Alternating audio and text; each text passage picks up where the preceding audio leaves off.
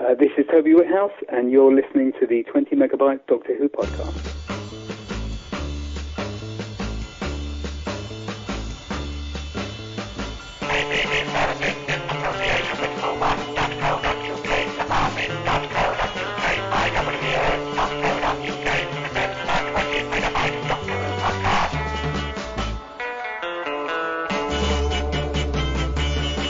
Hello and welcome to the 20 Megabyte Doctor Who podcast, episode 496. I'm Adam, and oh my god, I'm the Tin Dog. And here's Kirby Bartlett Sloan.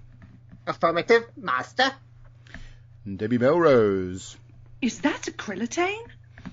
Yeah, I'm going to get that word wrong for the whole of this show. I'm just going to pre-warn you that I will be getting that word wrong because I keep on thinking in my mind toclophane, because it's a similar sort of word. No, they're completely different. I know they're completely different. It's fine, she does that. Who does that? As adding another quote. Did I ask for one? No. No, exactly. You know it's going to be mischief today. We haven't got Mary. Mary's enjoying her Mother's Day. Yeah, well, happy Mother's Day for those that don't have Mother's Day. Did I hear a cat? I nearly got the whole greeting out to those that don't have Mother's Day on the day the Mother's Day should be on. So I apologise. I'm not on behalf of Kirby, who did the interruption. So I think technically my cat interrupted first. She likes your voice, Adam, remember? She won't leave me alone. Oh dear. Anyway, right, Lillian Robbins says, oh, there you are. I don't know what I mean. It was only 1 minute late. And then get on with it. Get on with what? 10 minutes late, my dear. And Brandon Moore says, evening lads and ladettes. Yes. Evening. You don't mind being called a ladette, do you, Debbie? Not at all. It sums me up amazing. Really? Actually, when we went to vote for Richard Quigley the other day, I saw you meandering past the library. I was waving at you, but no, just ignore me. I'm sorry. That's fine. Was in just ignore me. I know you. There's so few people on the Isle of Wight. You should notice everyone. We were kind of trying to ignore the guy sat in the the chair bloke who was the opposite canvassing side for of the votes and road. failed dismally because Richard Quigley won. All right then. Yeah, we voted for Richard too. Good. Hang on, where's mid-bell? Oh, I accidentally pressed it then. I was dragging it over from its little corner. This week, listeners, it is essentially our 11th birthday episode because next week will be longer away from our birthday than this week is, if that makes sense. So the birthday's on Wednesday. So Sunday, Monday, Tuesday, Wednesday, and then Wednesday, Thursday, Friday, Saturday, Sunday. So it's 4 days. Really? So essentially, this is our birthday episode. So Wait a I second. Let me check something here. Jesus Christ. So the birthday of the episode is the 12th? Yes. Because you realize that is the 12th is also May the 12th, 1980 is when I first saw Doctor Who. Oh, we didn't know that. That was 41 years ago. Thank you for that, Kirby. 41 years of this nonsense. Happy birthday to us. Anyway, that's all I wanted to play for that one. I was 2. Oh, I was, what year was it? 14 in 1980. 14, yes. It was my 14th birthday, but of course it goes completely over everybody's heads. It's a podcast birthday, Kirby's anniversary of Doctor Who, but the fact that it's my 55th birthday, that doesn't matter at all, does it? Oh, no. Happy birthday. And I'm looking forward to putting my PlayStation in place and having a day of PlayStationing. Brandon says, was it The Hand of Fear by any chance, Kirby? Excellent. Right, Why, yes it was. you didn't have to. It's a rhetorical question. Right, let's close that bit down so I can see. I might have mentioned at some time that it was the Hand of Fear, and I had no idea that companions left. One of our advisors will be with you as soon as possible.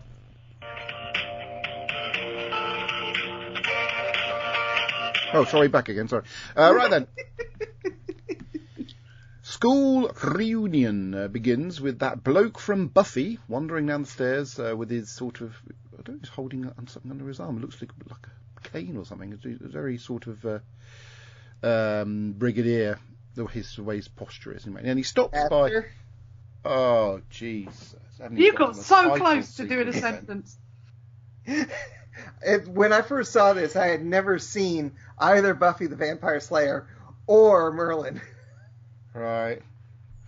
He's also the Prime Minister in Little Britain. But anyway, I'm going to lean back in my chair just for a few more moments and just savour the thought of watching Murder on CCTV later on tonight.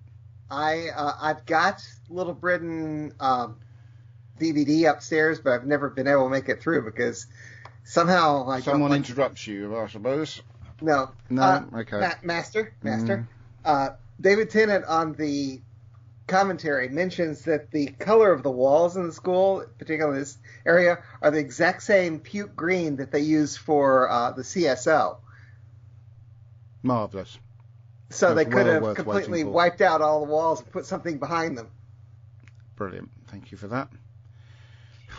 I forgot what I was going to say now. What was I saying, Deb? You were talking about Anthony Head walking through the school and... we were talking about Little Britain, and I was just thinking, when he said about getting Little Britain, I bought the whole set when they started talking about how un-PC it was. I thought, it was really funny, though, so I actually downloaded the whole lot. I felt really sorry for Matt Lucas. I loved the first season of it, but then when they started bringing in all the puke and pee, I wasn't so keen, but the smart stuff, the real smart comedy involved in it as well, was just brilliant. So anyway, the headmaster, Anthony Headmaster, I bet Kirby didn't pick up on that one, did he? There's a young girl who's he soon discovers this comes from an old people's home, so she won't be missed apparently, because of course old people's home. That's your fault, Kirby, for confabulating me. From a children's home. Apparently they don't miss their children at children's homes, I was trying to say. Anyway, invites her into the office. And apparently they don't have nurses at the children's home that she could have told and gone back there. Possibly. I don't know. Anyway, she goes into the office and a woman screams. It's really quite weird. I thought there would have been a little girl going, eek! But no, a woman screamed out. I said to Deb, it's very odd, isn't it? A little girl. Did she sort of suddenly grow up and then scream? She suddenly achieved, it was traumatic puberty. Yeah. Oh, I like that one. Sorry. That was good. Right then, so then there's a scene of some children doing what they're not supposed to do, as teachers always say, stop running in the corridors, stop running up and down the stairs, and stuff like that. It just makes me think of the Peter Kay skit on teachers. It's one of the most brilliant observations of English teaching that I've ever seen. That bell is for you, not me. What are you doing swanning about? Wipe that smirk off your face or I'll wipe it off for you. Oh. Anyway, so this Everybody look at the board while I go through it. Right, so a little boy, a bespectacled boy, is running very quickly. Sweetheart. I think he's a sweetheart. Into his class because he's late. And who's the teacher? It's old John Smith. Yes, he's in disguise in his brainy specs. Physics.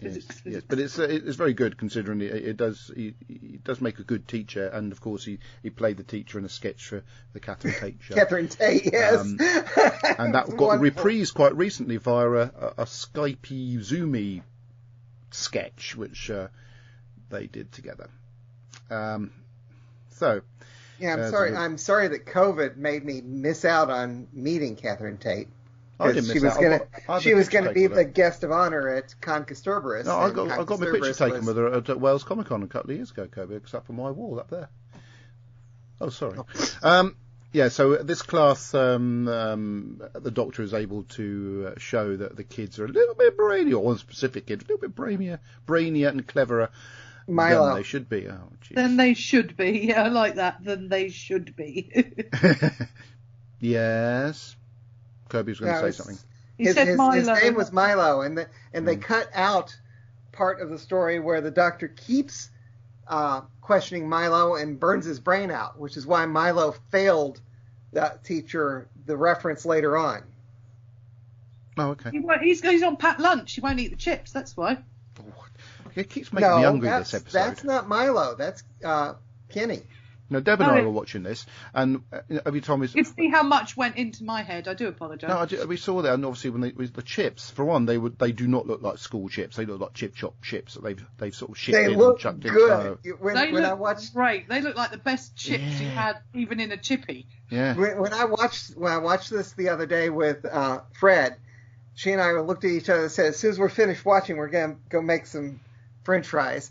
And then we discovered we didn't have any, so we had to make tater tots. Oh, just go off to Cloud9 and get some. Oh, come on, don't talk of my Cloud9 reference. I really don't know. I asked a couple of weeks ago. That's it. I'm sorry. That's going to get... No, sorry.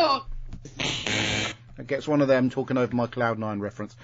Tater tots, they're... Think of... It's a formed... so is it mashed potato shaped into something? No, it's not. They're not mashed. They're. Are they basically, what do you call them? The hash browns were just rolled into the ball. Correct. Correct. Sorry, I had to find out. It's been bothering me. Well, I had to look up what an aspo was because the doctor. Not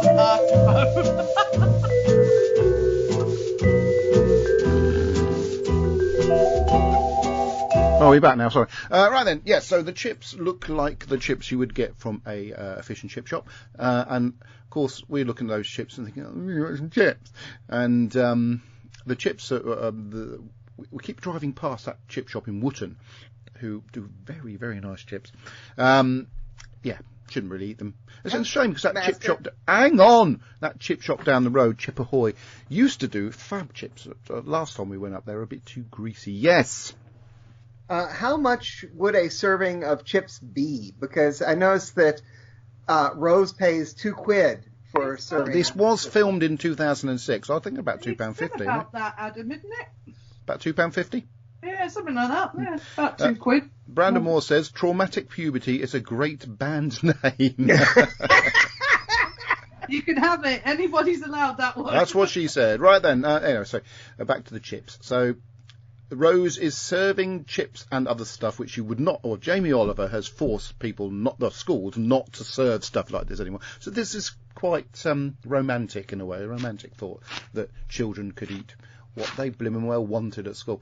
The trouble is that with Jamie's little plan of making things nice and healthy for children is that a lot of children go to school either with their packed lunchbox with things in they're not allowed to eat, and then that gets confiscated. So most of the time they don't eat anything at all at school anymore. Anyway, so Rose... that's what my youngest daughter did for the last couple of years of high school. What? She would not eat anything during the day. Anyway, the doctor and Rose are undercover. Something's afoot at this school, as we said earlier on, regarding, the clever children and stuff. Rose decides to sit at the table with the doctor and munch on a couple of chips. And chips have been a theme for Rose since the beginning of this new Doctor Who, because they've gone to chip shops and stuff, and it's been a theme that Rose likes chips. Anyway, her snarky boss, is that the right word? Comes up and tells her off because she's having a bit of a sky. I think snarky definitely sums her up. And she has to go back to work. Meanwhile, one of the creepy teachers leans over a young girl and the lad with the glasses, whose name I forget. Kenny. Me? It's not me. Kenny. Pardon? Kenny.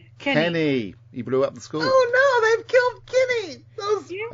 Anyway, what I liked about that, because this is a very quick scene. The creepy teacher leads over Kenny and girl and says the girl must go to a lesson now. It's a blooming lunch break, for God's sake, but he's hungry. But in the background you can see David Tennant. Lessons, isn't it great? But David Tennant watching, which I'd never noticed, but where I've paused this picture, it's quite a cool little framed shot, and he's munching on a chip that's stuck to a plastic fork. But then the next shot, the chip disappears. There must be something timey-wimey going on here. So Kirby's going to love this scene. So creepy teacher comes up to kids' table, right? I'm Got looking. this one, Kirby? 4 minutes and 20 seconds. Right. I'm watching. Here comes creepy teacher. Right. He leans over kids in background. Extreme pedantry. Doctor with chip on fork. He's munching away. The next shot, back to Doctor. Chip's disappeared. It's suddenly in his mouth. And then it's a bit of weird editing. Never mind. I suppose it didn't really matter. Speaking of weird editing, just wait until later on. Okay. Okay. Anyway, a lot of the shots of Anthony Head's headmaster, heads, are slightly Batmanish. You know, the sort because he's evil. They turn the camera. It's the camera on its side. Meanwhile, Rose spots the delivery of a very strange container, which I suppose has got this fat that makes the kids. They fry the chips in that makes the kids better. Rilletane oil. Yes. And she gets a phone call from Mickey, who's doing some covert stuff via Torchwood, and of course, what do we get? This secret organisation flashes up on the screen, Torchwood access denied, to stop anybody trying to hack into their systems. Of course, great bit of covert work there by Torchwood. Might have to have a word with them about trying to keep their name a bit more secret. Master? Yeah, the name might be a bit better to try. Master, may I answer a question that was asked 9 years ago during our recording? The people were wondering why Mickey. Who were these other people who were with Mickey? It's a either an internet cafe or a library. I was not wondering that. Were you wondering that, Debbie? No, not at all. Actually, you were. You were asking that. Well, I'm certainly not wondering it now. I was 9 years ago, so past friend. Anyway, so that Torchwood access denied thing, that really just need to say access denied, didn't it? But of course they had to put the Torchwood thing in there because there's a new series coming up with JB. I'm talking about JB. I'm going to say this now because I'm going to forget later on. Did anybody see, Debbie, the front page of The Sun on Sunday? No.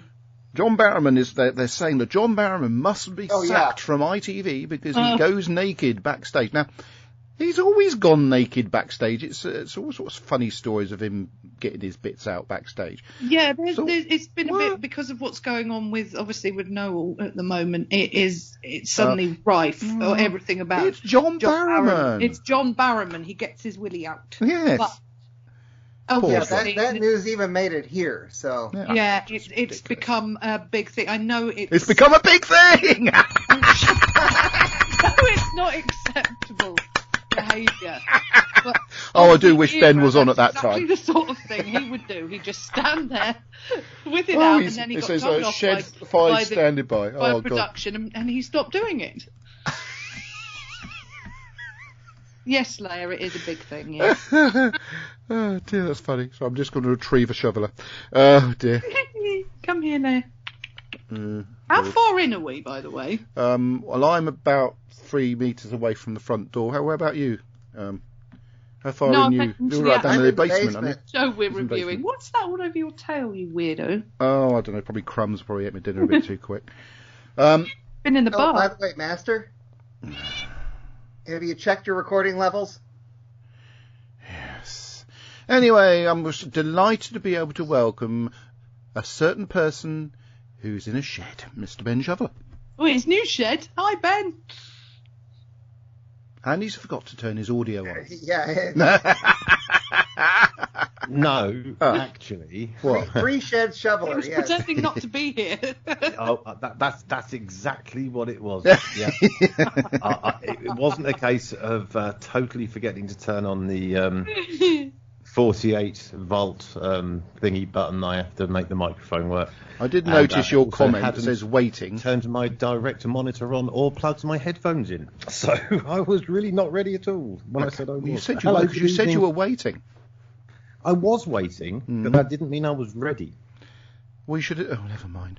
Right then. Okay. Where do we get up to? I know what I should have done, Adam, but I didn't. Yeah, we're just talking about John Barrowman's bits, and Debbie. What did you say, Debbie, about John's bits? I said it was quite a big thing. Yeah, quite a big thing. She was obviously alluding to the newspaper, but Kirby obviously saw something more in the comment. It's all a little bit funny, that, isn't it? Because I think it was well known that John Barrowman was a little bit Saucy. A bit. What's Yes. the word for it? A bit of an not an extrovert. What are you calling when you're always getting your bits out? Exhibitionist, isn't it? So he is a major exhibitionist. Yeah. And, it gets to the point, though, where, 15 years ago it was fine. Now, 15 years later, people now complain about it. What can you do? It's ridiculous. Yeah, and in Bad Wolf, he was completely naked when filming And that. he loved it. First, yes. and he also had his... Naked. What I thought... Do you know what I thought when I saw that? He said he had it as well. Those people who are demanding he gets kicked off ITV, I don't think you're too bothered about that, but what are they going to do if ITV buys the rights to Naked Attraction? They're going to have all sorts of issues there, aren't they? Anyway, back to Doctor Who. Right then, so we're at school reunion, and Mickey has had his access to Torchwood's computer thingy denied. And because there's been what we forgot to mention was, of course, they've been noticed, these toclophane. Is that what they're called? No. Quillatane. Quillatane. I told you I would get confused. Yeah, they've been noticed, and they're basically they're trying to. It's not your fault. It's the fault of the writers getting names. Torchwood are already probably looking at all this, but what? Master. What? Master. What? They were going to call them Krillians, but apparently that name was used by something else. Well, Okay. very memorably, obviously. I suppose they could have said who wants to be obviously, a yes. Krillionaire. So anyway, yeah. So Rose spots this big container of stuff, but it falls over. Krillatane oil. Whatever. It falls over, and one of the dinner ladies starts sort of sizzling, and gets gets bundled into a cupboard. Yeah, they take her into the office, close the curtains, and then bang. Don't call an ambulance. She's fine. But of course, scream, they make sense of this scene later on in the story. By the way, it's obvious that Rose dials 999. Is it? I'm assuming, yes. Oh, Just God. watch her. I'm assuming that's a dead phone, so it doesn't actually call 999. Oh, God. It's called acting. Anyway, right. And meanwhile, the kids are in a classroom full of computers, and they put some headphones on, and there's some strange sort of graphics and hieroglyphs and stuff are flashing over I the love screen those over and over modern again. monitors. They're what? I love those modern monitors. You never see those things anymore. You do in England. Yeah, that's normal. Especially in English schools. You can bet Yes, they're still being absolutely. used somewhere. And there's quotes around modern, by the way. And then the next scene, very exciting scene, if you're a Doctor Who fan, is a scene where the Prime Minister, stroke bloke from Buffy, stroke King Arthur's father. Stroke Anthony Head for. Haven't got to stroking his head yet. Who's stroking whose head? That's what she said. Anyway, Don't you think Anthony Head looks like he could be Greg Davis's brother? Yes, yeah. But anyway, he's having a conversation with Sarah Jane. What's next? Loved it. A little lump in my throat in some of these scenes. What happened to Kirby? Oh no, you're right. Call 999. Oh no, 911. Someone get an inhaler. When I was watching with Fred, I made that same noise when she appeared on screen, and I do that every time I see this. I think you need to get some ointment for that, Kirby. You should never make those noises with any children around at all. Anyway, especially your own. The Doctor, meanwhile, has a chat with the other teachers and finds that most of the staff were fired or whatever when the headmaster came in, and then he bumps in, all very excited and all very gooey he was when he saw Sarah Jane. It was this. Oh, bollocks. That didn't work. I'm sure he didn't say that. Let's try that again. I didn't hear him say that. Nice to meet you. Nice to meet you. Yes, very nice. More than nice. Brilliant. Joking. Have you worked here long? No, it's only my second day. And it's just the way that first bit it reminded me of Kirby when his reaction to seeing Sarah Jane back on the telly. Master. In the commentary, David Tennant does say that basically he's not acting there. He just was. Well, if he's not acting there, they need to dock his wages, Kirby, because that's what he's supposed to be doing. He's been paid to act. I'm appalled. But he didn't have to act because he really was in absolute awe of being in the presence of Sarah Jane Smith. Okay, right then. So yeah, they have a very lovely, charming little interaction. Meanwhile, the kids are sort of called to another one of their sort of weird away from their little brainwashing sessions, and little Kenny has a peek around the classroom. He's not part of this because he doesn't like chips, so he doesn't eat the chips. So he's not allowed because he's a little bit podgy and he's on special. I don't think if you're really trying to take over a school for this sort of reasons, I don't think having a podgy child in there would really stop you, would it? Anyway, he notices under one of the desks, I believe. Oh yeah, we notice under one of the desks, one of the Krillitanes, and then he stands up and it's creepy teacher. Yeah, that's a great scene. He's very good actor, this bloke. He's very good at doing the creepy look, isn't he? And yeah, he legs it down the corridor, and but night falls, and they're going to hang around the school and have a poke around. And guess who else is having around the school having a poke around? Yes, Sarah. And she's looking through the corridors, and so is Mickey, Doctor, and Rose, and they find in one of the classrooms some sleeping bat-type creatures, which of course are these... Master. Master.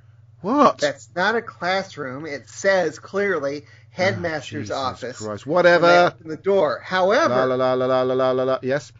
It's not the same door as we saw in the pre-title sequence. Oh dear. Maybe the headmaster has two offices. Thank you, Ben. I'm going to go with that one. I mean, that's a really simple solution, I know. But it's my job to point these things out. And it's my job to say that. Yeah. Yes. Anyway, well, I think we should play this. Tim's on. He says Kirby is the tin dog, so I guess that makes him a bit disco. I did take disco dancing lessons when I was about 16. I thought he was a tin dog. Anyway, moving on. Right then, so... Pardon, Ben? Well, Ben said something then. Did everybody else think? No, I said nothing. No. I'm listening in awe. I'm not even acting. Anyway, Sarah, poking through corridors, comes through a door. Inside the doors, this TARDIS. Of course, my a reaction favorite scene. It's not much a scene you can play back audio wise because it's all done with acting. So she's stepping back. When she says, "How do I know it's you?" and Mickey screams, she goes, "Okay, now I know." Yeah.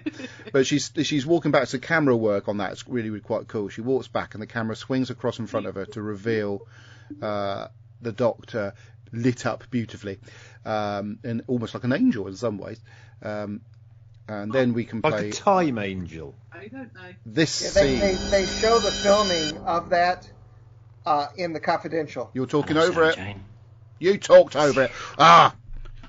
Why do I get these presenters from? I did forget to put the rules in, didn't I? The new rules of not talking over special links that I put together. I didn't know you were about to play something. I did say this one. Right, I'll try again.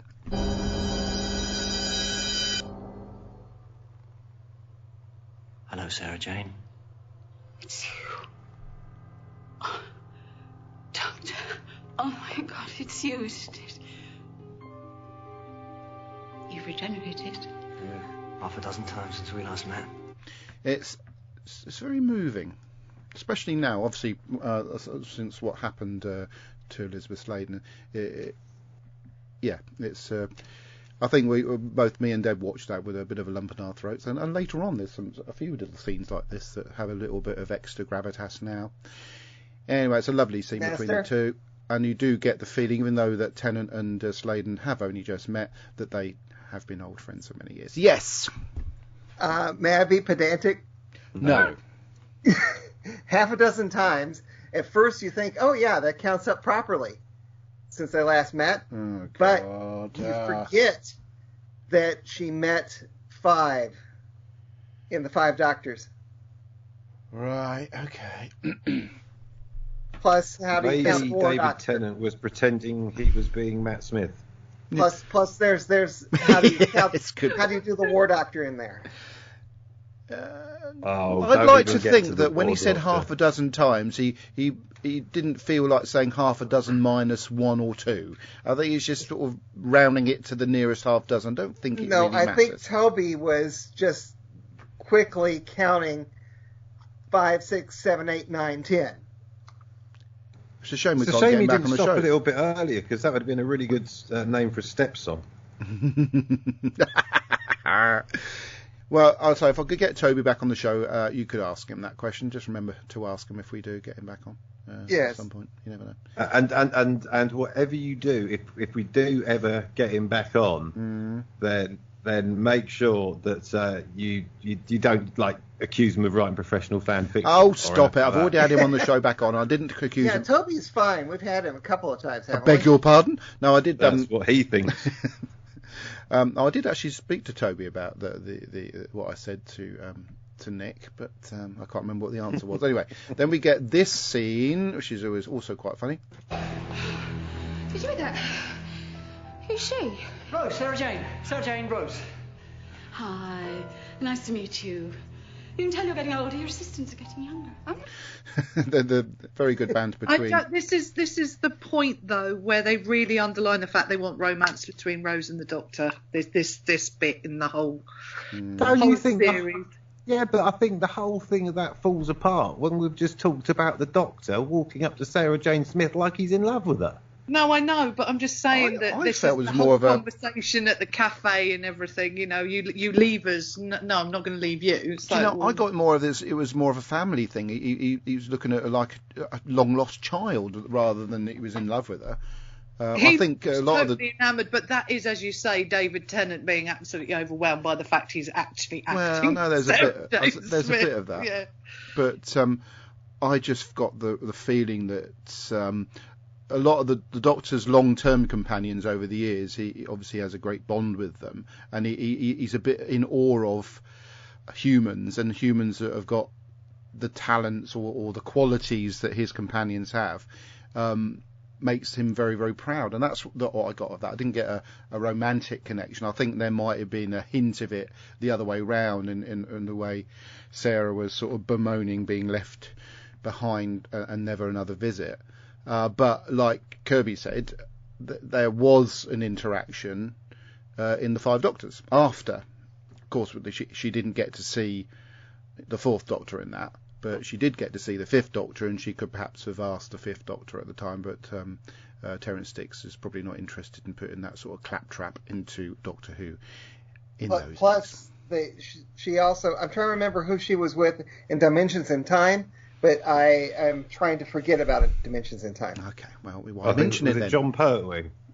Oh, yes, that's right. Anyway, they find a cupboard full of rats and vac-packed rats, and which is a bit. So what do they use? They've been eating They've been eating people, haven't they? So why do they need the rats? But what do they use for teaching dissection and anatomy? Rats. Yeah. Well, no. What? Because Rose said that they don't anymore.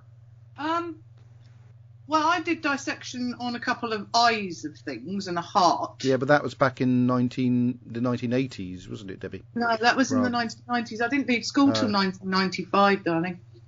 Why she call me darling? Oh. I keep reminding you how little I am sometimes. How little you are. In the mid-70s, we did frogs, earthworms, and the advanced students did... in the biblical sense? Earthworms. How cool would that be? It was. There was a test once where we went into the room and there were earthworms split open and we had to identify things. Thank God we didn't have to put it back together. We used to burn our initials into our wooden desks with our Bunsen burners. Hey, I did that. Anyway, so the Doctor and Rose and that... Heating up some of the metal while the Bunsen's going and just, drawing into it. So they all find the other thing we used to do is warm up one of the legs of a tripod and then walk past someone you weren't particularly fond of and put it across the back of their neck. Nice. This time I'm not interrupting, Matt. Right, anyway, so they find the sleeping teachers, and then Sarah says to the doctor she's got something very, very exciting in her car. No, Master. The whole of New Who. Jesus Christ. The doctor says he needs to analyze the krillitane oil. I know, and she says she's Sarah got... Jane suggests that she's got something in her car. By the way, she's changed her car. Has she? The one that she had it in the Five Doctors. Well, it was a mini Metro. Yes, it was. Well, she's hardly likely a mini Metro. And also, she's going to change it by the time Sarah Jane Adventures People starts. Change their cars, Kirby. I don't. But people do. Adam, yes. You do know how to stop the pedantism, don't you? By not doing a podcast about Doctor Who? Then there won't be any problem. Get it right, mate. There won't be these interruptions. Yeah, but that's getting it right in Kirby's eyes. That's not necessarily 100% getting it right all the time. Brandon Moore says, the 20 Megabyte School Days podcast. Back to Doctor Who. Yes, there's a lovely scene in which Canine is revealed and the Doctor goes, oh, gooey again, because he's seen his old friend. And then we see a couple of lovely shots of the krillitane thingies flying around with the moon in the background. Very nice.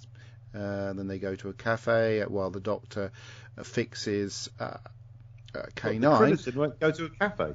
I think it was a cafe. I thought it was the Doctor who went to a cafe. What? I missed something. You said the krillitane went to a cafe. Oh, the Doctor. No, they all. Not the krillitane. Outside because no pets allowed. No, it was the tied them up.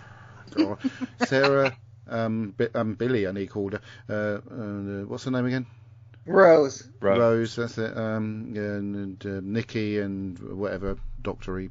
Anyway, they go to the cafe, and of course, what does Rose eat? Chips. And of course, there's a reference to if she keeps on eating chips, she won't be that appealing to the Doctor anymore. What? Nothing. I just said can't get enough of the chips, she says. Yeah, can't get enough of them, she says. So that's all right. You're basically saying I'm right. I'm going to go for that one. Now you're making me want to make chips after we're done with this. Oh, I think no. I need chips now. I'd love I don't think some it's got chips. me, though. I might have to make tater tots. I'll make a peanut butter sandwich with my brand new... Do they sell tater tots Nearly at finished your that grocery sentence, store? didn't I? I think we call them something else here. Call what something else? Tater tots. What? I can't remember, but there is a name for them in British. I don't know what he's talking about. I have no idea. No. That's all right. I eat a lot of food, and I don't know what you're talking about, dear boy. Oh, can I go back to the show? I don't know what to say. I was just going to say that they're in a cafe. I was going to have a peanut butter sandwich because I'm never going to have chips, but I was going to make it with bread out of my brand new bread making machine. It's not bread. Yes, I saw the picture of that earlier on the Book of delicious. Faces. Sorry, I'm just going to interrupt. In Britain, apparently, we call tater tots potato crunchies or croquettes. There you go. Oh, I love croquette potatoes. Yeah, that's a tater tot in America. I go on and off croquettes. Sometimes I do, sometimes I don't. Tater tot is actually a brand name for whatever company invented them. Because I watched a video a couple of weeks ago about the history of fried foods. One of our advisors will be with you as soon as possible. Weird. I'm laughing over here. And now I'm laughing here again.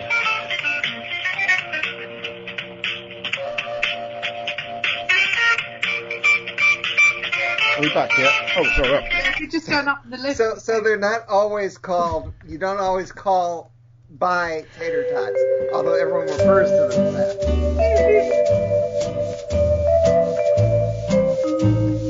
Just let me know when you're done. We'll get back on the show. No, I won't be done for a long time after hearing someone actually say live on a podcast. No, I watched a program on the history of fried food. I also watched one on pickles. Anyway, so I mean that's bigger news than so Canine blew up the school and got done in, and Sarah Jane was given a new canine, but refused the option to go off with them. And end of story. In the end, I have to say, plot aside, thoroughly enjoy this. It's a really romantic story. Whoa. No, I'm sorry, you've had your chance. It's now. 7 seconds. It's 1947, and that's where we should be on the episode. So I'm leaving it there. Right. So it was the most romantic of the Doctor Who stories from that era. What? I'll be quiet. No, sorry. I've done that bit now. We're moving on to the end of the... I know Mary's not here, but honestly, you don't have to strop. I'm not stropping. Where do we get up to? Some of the best bits. No. Yeah, you're skipping some of the best bits in there. Well, let me talk. But what about the face-off between the Doctor and the Headmaster? That was quite a good bit, yeah. So we can just talk about not this. So the face-off between the Doctor and Mr. Head, the headmaster. That was a very beautifully acted scene, and it was almost like there was two great actors sort of going head to head. Yeah, I am so old now. You've had one more. I can only give one warning. Consider that it. You know, it was just so threatening on both sides. It was just. Yeah.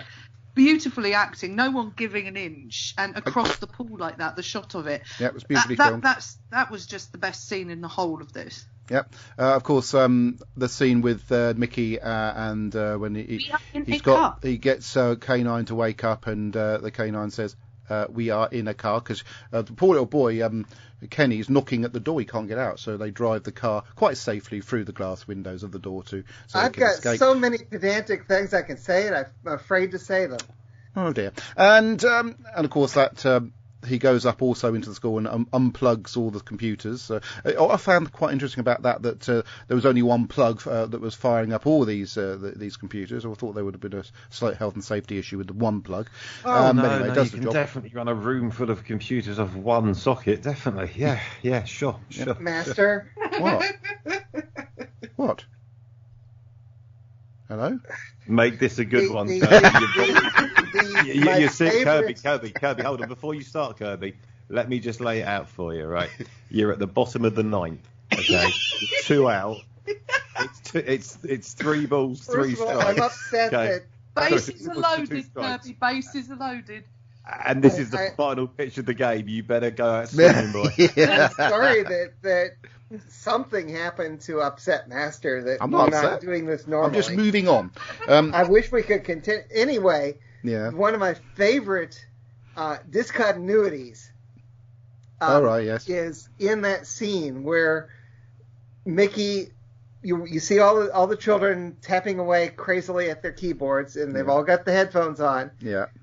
Mickey goes and unplugs, and suddenly all of the children are there, and the headphones are on the desks in front of them, and they stand up. They never take the headphones off. Oh dear.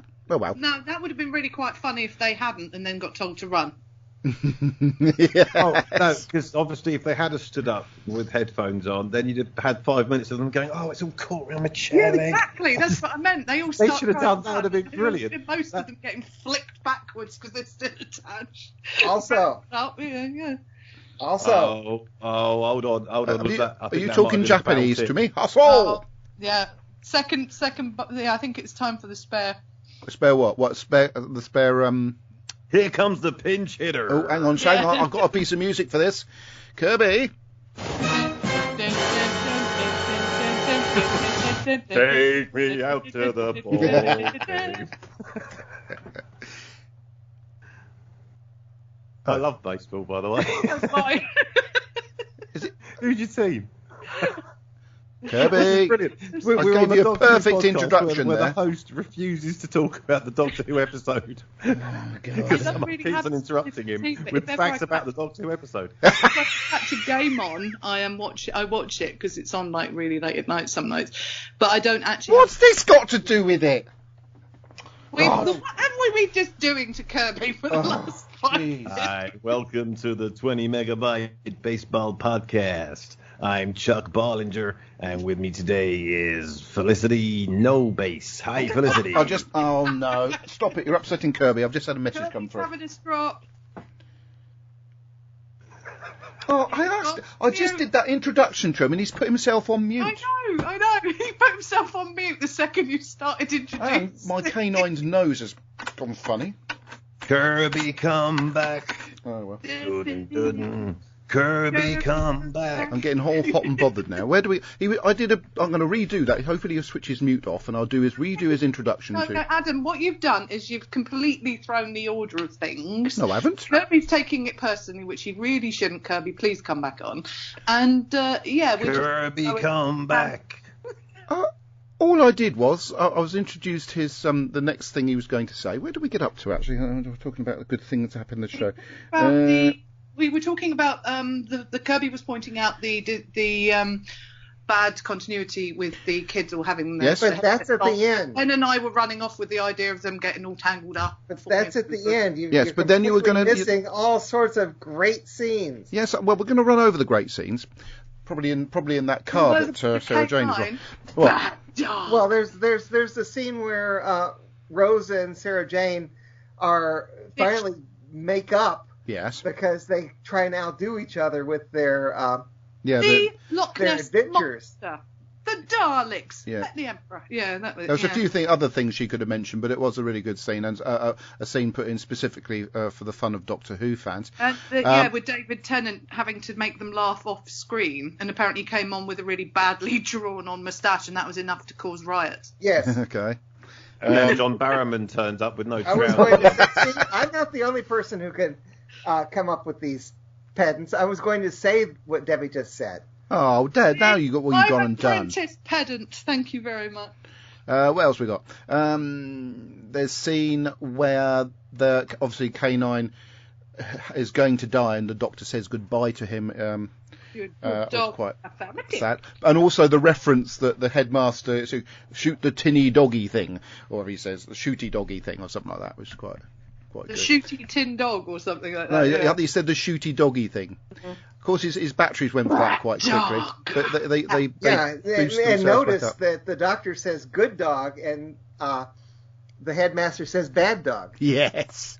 I love that, yeah. And Rhodes says bad wolf. and Brandon Moore says something very funny in the comment thread. He says, Kirby bot reactivated. And then he says, isn't Croquette the one with the mallet?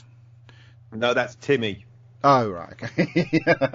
What I was going to say was, we are in a car scene during... No part of the initial recording, the initial filming of the episode was John Leeson on set. Oh. So most of the time the voice was being done by someone else. And during that scene, the producer, Phil Collinson, did the voice. And he was ecstatic over being Canine. Yes.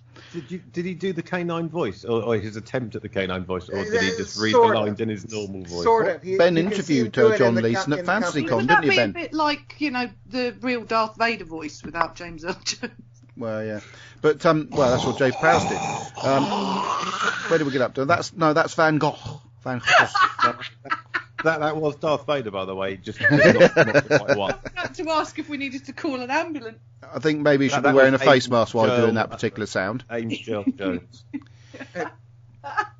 Also, when the Doctor, Sarah Jane and Rose the Doctor realizes what the Krillitanes are doing. Yeah.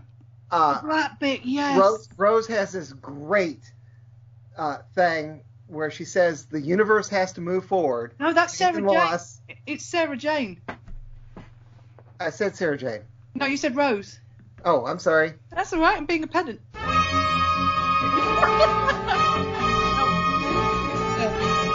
been perfect about this one. I've actually several times tweeted this because I loved it, although it was difficult to get into the size of what tweets used to have to fit.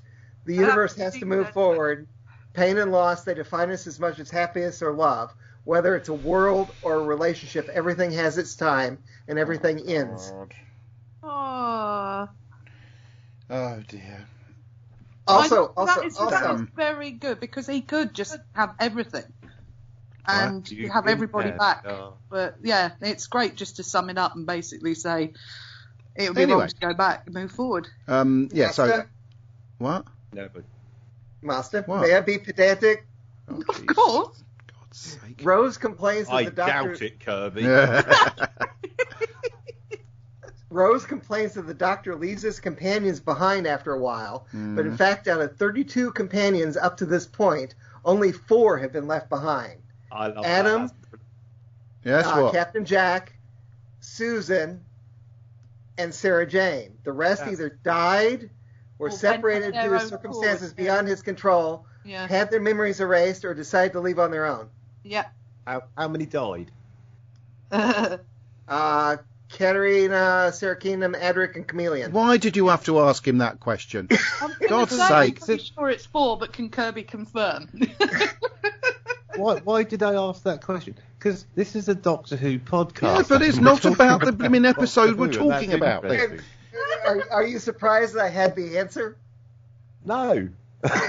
Anyway, where do we go? So it all kicks off in the school. I'm trying to think if there's any interesting scenes. Oh yeah, so Canine basically sacrifices himself and kaboom.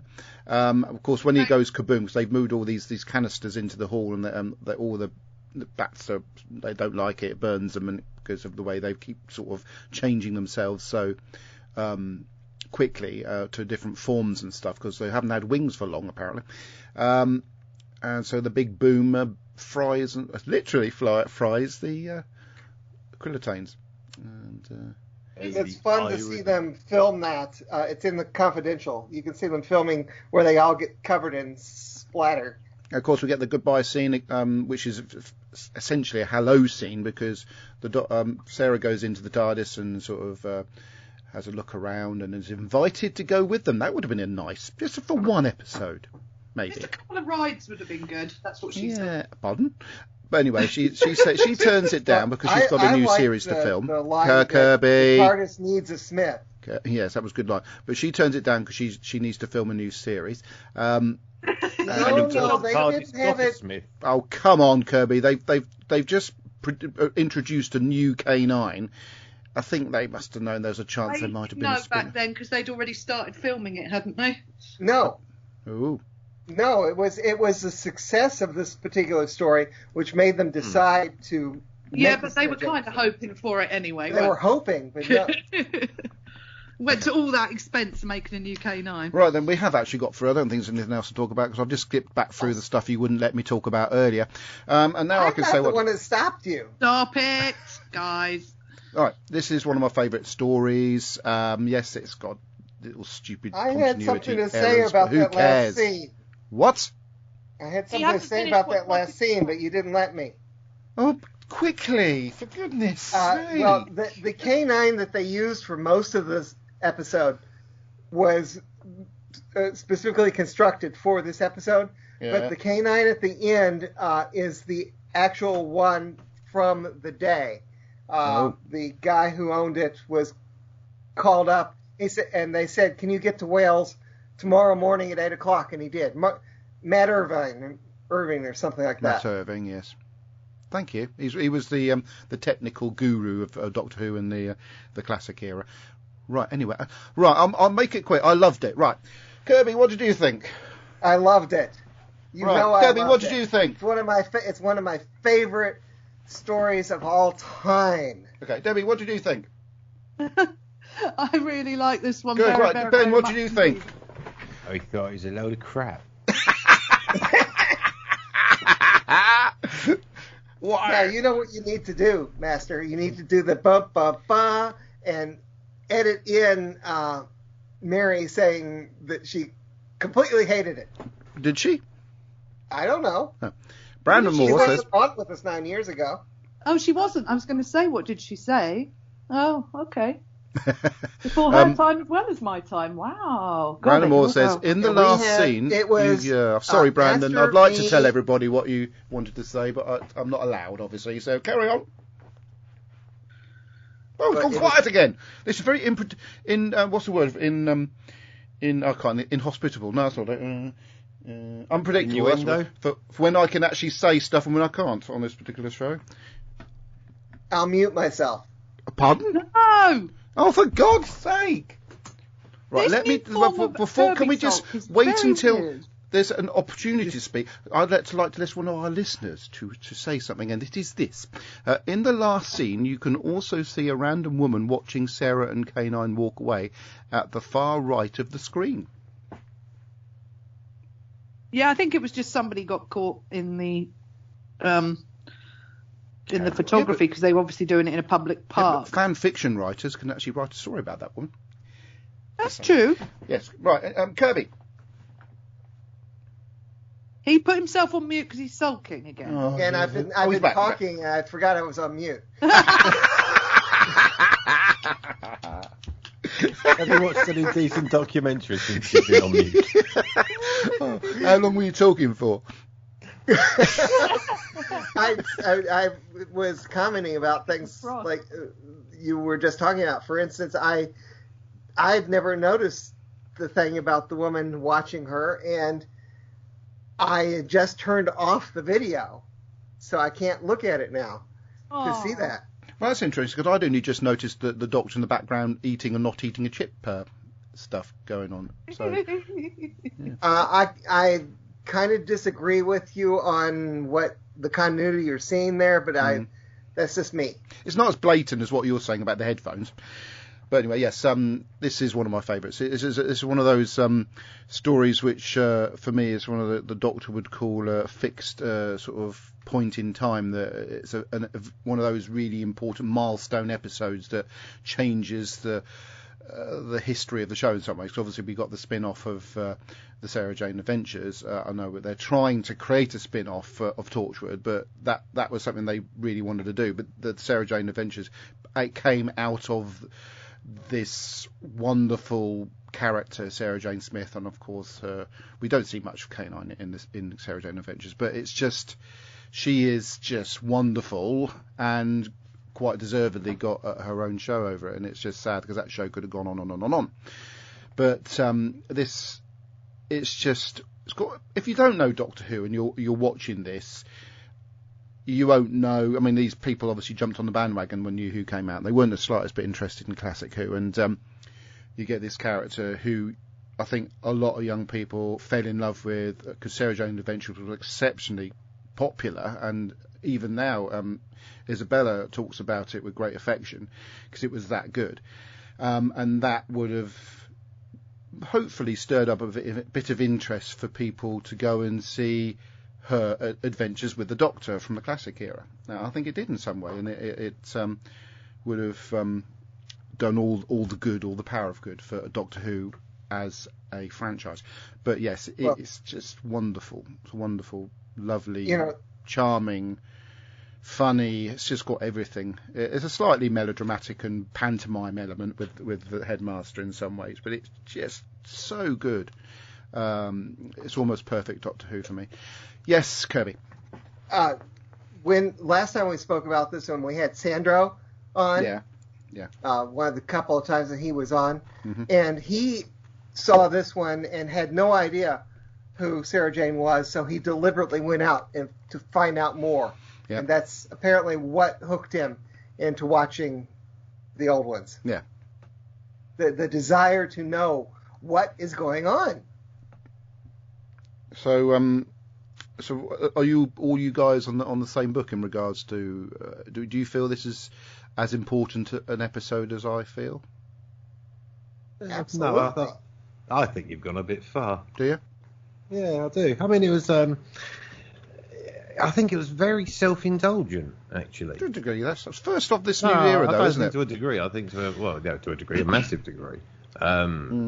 It's.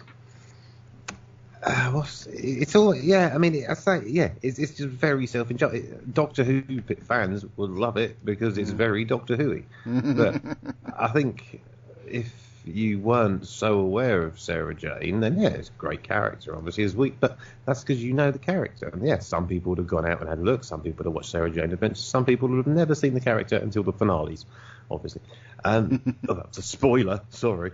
But, yeah, no, it's a good episode. I think the ending's a bit lame. I always thought the ending was very lame when, they just had to blow up a vat or two of oil and everyone died.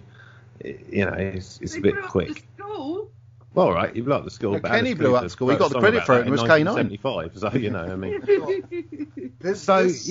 mean, in that respect, I mean, yeah, I'm not saying it's not good. I'm just saying it's very self-indulgent, and it's just very, very Doctor Who-y. So, say Doctor Who fans will love it, but non-Doctor Who's may be a bit less so in love wife's a with non-Doctor it. Who I fan. She have loves evidence it. against that, but I'll wait until my turn. Oh, I'm sure you do. You've had your turn. I can't go then. Hit me with it. It had this episode was watched by 8.3 million viewers. It had an appreciation index of 85, which is excellent. Oh, is that it? And I'm for not saying it's not those a good episode. 8.3 All I'm million saying is viewers, very most of them were self-indulgent. not original series, classic series fans. But how many had watched the episode before? How many watched the episode after? It didn't have an exceptionally high. People didn't watch it because it was Sarah Jane, did they? That's a question. A lot of my dad had sort of come and gone into New Who, but when Sarah Jane turned up, he made a point of watching that episode. Okay. So, Yeah, but did he watch the subsequent ones? Yeah, he did. He stayed with it for quite some time and then sort of disappeared with Until Clara. Russell T Davies left and Matt Smith took over the role and Well, when Stephen Clara Moffat started returned, running and it went crap. He didn't like Clara, yeah. Okay. Right, okay, what we're going to do What was now? not to like also about there's- Clara if you had the volume down?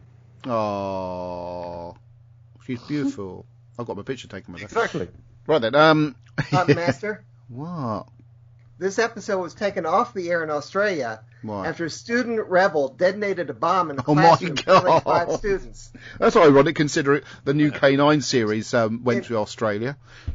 And the name of this rebel was Ken. So Wow. Kenny blew up the school. Wow. That's well, why there you they pulled it off. By the way, yeah. the reason that Canine wasn't in Sarah Jane that much was because of the Australian series. go. Yeah, Okay. because that was a flop. Well, they had two of them. Two of them now. Anyway, can we move on? Feedback. I've got one question before you move on. Very quickly. Did Ken survive? That's a question I to don't you, know. Kirby. He doesn't right. know. Okay. Because if he hadn't, then I was going to shout, "Oh my God, they killed Kenny!" That's a We'll be a bit early on the show. Right then. That's a totally different podcast. We did that earlier, yeah. Kirby. You killed Kenny earlier. Yeah. Kirby, Yes, we please did. unmute your microphone and it's feedback time. Not allowed to do that anymore. Yes, I And- am. Wow, Mary's not on the show this week, so maybe you will. That's not what she objected to. She objected It's to the throwing up something sound that effect. was actually started by Me. Robert. Oh, was it? No, I started it. Just Robert carried it on and did it non-stop. Kirby, feedback. No, a different phrase that I'm not going to say. Anyway, Robert Wentz Jr. Looking forward to talking about this episode, but since I missed last week, I had something to say about Tooth and Claw. I think that at the end of the episode, Jack should have stepped out of the shadows and said, "You should name it Torchwood," which would have been great, seeing Captain Jack going through time, rating 3.5 As long as he keeps his clothes on, eh? And that was his rating for Tooth and Claw. Oh, right. Okay. Thank you for that. Then my review of School Reunion. This is one of my favorite episodes. The Doctor and Rose find funny happening at a school, being told by Mickey, telling them something strange was going on there. Oh, and if I make an aside about finding out something funny was going on there, strange was going on there, the TARDISode, which I have posted a link to, Right. has the little lead up with the UFOs and stuff, and Mickey telling them, "Hey, go investigate this." Oh, cool. Anyway, the Doctor as a teacher is something repeated later on. Enter Sarah Jane to investigate what's going on at the school. Later, in a dark corner of the school, they meet up with the Doctor and Sarah Jane at the TARDIS. Canine is added, and Mickey screaming like a girl at the freeze-dried package wrap. I like, and another side for me, I like where the Doctor says, "I can see you with pigtails." I think that's an incredibly sexist thing to say. Screaming like a girl. Men can scream as well. Men can cry too. It's fine, everyone. Men can cry. Krillitanes were an interesting vampire-like villain. You would think that wearing the hazmat suits by the cooking staff would be the kind of suspension to people. What? I'm not understanding his sentence. You would think wearing the hazmat suits by the cooking staff would be kind of suspicious to people at schools, what he's trying to say. Okay. Yeah. The idea of the Skeksis paradigm was a nice idea. This sets up the Sarah Jane adventures later on. In the end, the school blows up thanks to Canine and Kenny, becomes the hero, and Sarah Jane gets a new Canine Mark IV. Yep. Makes me wonder how many the Doctor has of him in the TARDIS. True. I think you said you rebuilt it. Yeah, but he rebuilds it pretty quickly. He could have gone off somewhere and come back and spent years away rebuilding it. He's got a time machine.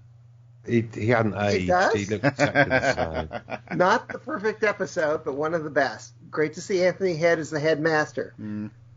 Head, get that? Head. I enjoyed his work on Buffy the Vampire Slayer. Ratings 4 out of 5. Harsh scoring. And then he also posts a picture of Mickey pulling the plug on the computers. Yeah. Brandon Moore. Yes. You poor child. Poor, thin child. School Reunion by Toby Whithouse. This was the episode that opened up the vast history of Doctor Who for me. I was confused about when Sarah Jane had appeared. Surely this was only the second series? But no, my Nan confirmed for me that the show had been around for so much longer. The journey was only just beginning. So it sounds like the same thing happened to Brandon as with Sandro. That's interesting. Liz Sladen is brilliant in this episode. Sarah Jane has always been the most reliable of companions, and her performance has matured in the gap between classic and new series. Canine is fantastic, as always, and I love his maximum defense mode. Don't overrate it, mate. You got it right once. The school setting works well, as does the idea of the Doctor as a teacher. Rose as a dinner lady is something cosplayers should really take up more often. I'm not so keen on Rose and Sarah's bitchiness, but it is in character for Rose, perhaps not for Sarah, though. And I'm not so keen on retconning Sarah as being in love with the Doctor. I don't see it myself. Anthony Head is amazingly good as the main villain, staying just the right side of scenery chewing. The poolside scene is much lauded, and with good reason. The Krillitanes in general are a fabulous concept and excellently designed. It's a shame they have never come back for return appearance. The Skeksis paradigm is a serviceable MacGuffin, though once more the plot is mainly resolved by flicking a switch, or in this case, unplugging it. Also, here's a trivia question for you, Kirby, no cheating. During the cafe scene, the song Love Will Tear Us Apart by Joy somebody is playing. Joy Division. Okay. Yeah, Joy Division. And what other episode do we hear this song? I don't know. Next time, Clockwork Robots, Monsters Under the Bed, and the Doctor riding a horse. No, it's not Series 8. It's The Girl in the Fireplace. Duh. Okay, if Brandon's watching the live feed, he needs to answer that because I don't know. Carry on. Okay. Robert Wentz Jr. says, Liz's last story before was The Hand of Fear from the Tom Baker era, not including the failure of a pilot for Canine and Company. I corrected him. If I may be pedantic, Sarah Jane's last story before was The Five Doctors. That's what I just said. Canine and Company. If I may be pedantic. I love the way he still asks. Like it's a question. Like, is this a possibility I could be pedantic? It's weird that he asks when it's a mode he's permanently in. Yeah, I know. Maximum defense mode. Maybe Kirby, instead of saying "can I," say "I'm going to be." Or just surprise everyone saying "I'm not going to be." Be more authoritative in your pedanticism. Also, I said to Robert Wentz Jr., The Hand of Fear was the story that hooked me into Doctor Who. Have I mentioned that before? Was it? It's not been mentioned before. There's one more. Okay. Robert Wentz Jr. replied, that's true, I forgot about the Five Doctors, LOL. I posted the TARDIS-ode. The other episode, the Love Will Tear Us Apart song by Joy Division, which is a great song. The pilot, Series 10. This episode also features a companion serving chips, says Brandon Moore on the Facebook. Thank you, Ben. How did you see that one? I didn't see that one. Because I'm looking at you in the same jumper as you wore last week. This is my podcasting jumper. No, it's just It's Sunday jumper. It's my Sunday jumper. It's my lounging around the house jumper. Sunday back. All right. One more comment on Facebook from Neil James. School reunion, yes, this is a good one. It's like Grange Hill meets the faculty. Anthony Head gives a terrific performance, and it's fun seeing the 10th Doctor posing as a teacher, which he's clearly enjoying. This, by the way, an aside here, I often will say correctamundo, which I promise not to say again. Yeah. Ever. Don't ever say that. Never. I say it at least once a week. You just said anyway, it now. That's probably once a week too many. Yeah, it is. Yes. I'll try and knock that down to about 0 times. Neil James, continuing. This makes it all the more funny that Rose is not enjoying being a dinner lady, although she is loving the chips. They look delicious. They do. Mickey has a good role, and I laugh at his scenes with K9. The story is fun, and it's colorful and well-directed episode with decent monsters. But it's the purely magical return of Miss Sarah Jane Smith that takes this from a like to a love. Yeah. She's just gorgeous in every sense of the word. It's great watching her and Billy Piper spar as rival companions. Yep. There are points when Sarah talks about her relationship with the Doctor that don't really ring true from her era, but who cares when there's a school to blow up? Yeah. Nice one, Neil. 4 stars out of 5. I will not read... no, that's probably a good idea. Yes, it looks like my old high school, and I'm so glad it blew looks up. like my old comprehensive school in Wales, which is ironic because that's not far away from where the episode was filmed. Right then, Robert Venture. I'm not a big fan, by the way. I'm not a big fan of everyone doing scores out of 5. I think that's a bit obvious. I think we need to make it out of 29 or something. Yeah, how much out of 9 you give them? Out of 83. And I'm going to say this here. Mm-hmm. Let's not forget stray feedback. What means? Well, do the stray feedback in a minute. It's on our messenger feed. Yeah, no, he's saying about the. Well, it was on our messenger feed last week. Yes, and no one reminded me, and it got missed. Robert Vance Jr. says on the live feed, it's sad when she passed away. It was indeed, and then always a great companion in Doctor Who ever since the Time Warrior and her short haircut. I love that her husband appeared in Sarah Jane. Several times. Yeah. But to be the one to give him part of his Capaldi's costume was brilliant. I love that. Yeah, what I like is her husband was also in Classic several times. He was. Mm-hmm.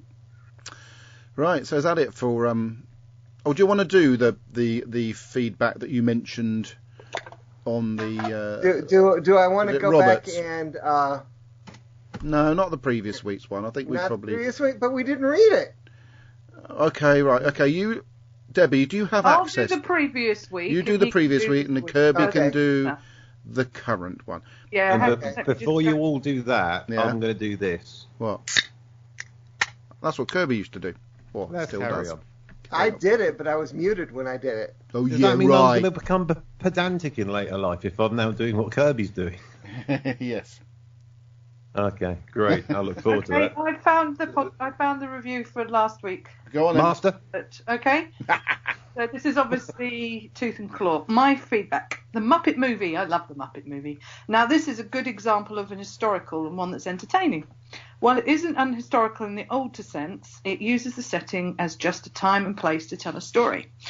Well, after the 7th Doctor story Ghostlight, we have another Victorian-era story, again involving a plot regarding Queen Victoria, though this time the Queen herself is present in the story. We had a wolf transformation that really goes all the way back to an American werewolf in London, and that transformation, though this time with the aid of computers. Nothing dates shows these days like CGI. RTD was really selling Torchwood here, wasn't he? I have to say that the Doctor really should have offered Rose his coat when they'd arrived in the TARDIS. Poor Billy looked very cold.